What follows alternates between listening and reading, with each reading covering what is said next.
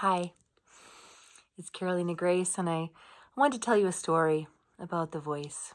And for me, my journey has been so much about finding my voice, and I have very moments of very pivotal experiences that changed my entire relationship with the voice. The one thing I'll just open with is that when we are in utero, our opening of the cervix and the throat are connected. So the birthing channel and the birthing channel of the voice and all that we bring through our creations and how we speak and make worlds with our words. They're connected in utero. And then as we grow, they open. And these are both very holy birthing channels.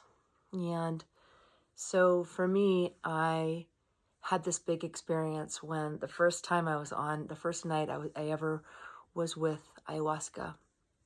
And I was going through a particularly tough healing moment. And I felt this density, this black density in my body. I felt so heavy. And the woman walked up to me knowing that I loved, that I had asked if I could sing. And she said, "Would you like to sing?"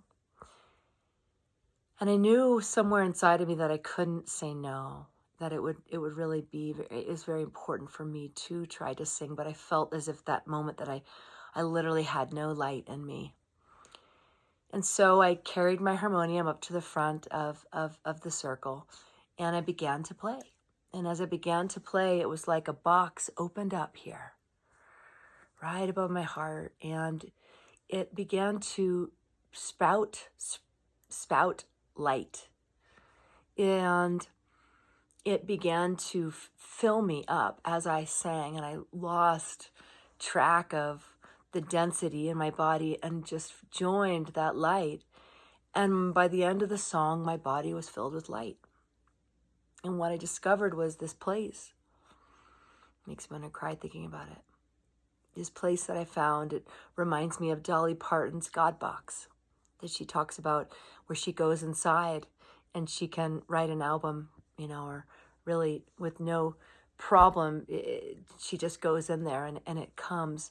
This place inside of me felt that it was the first place that I ever had that was sovereign. It wasn't open for the incredible, incessant judgment and criticism that I felt at that point in my life.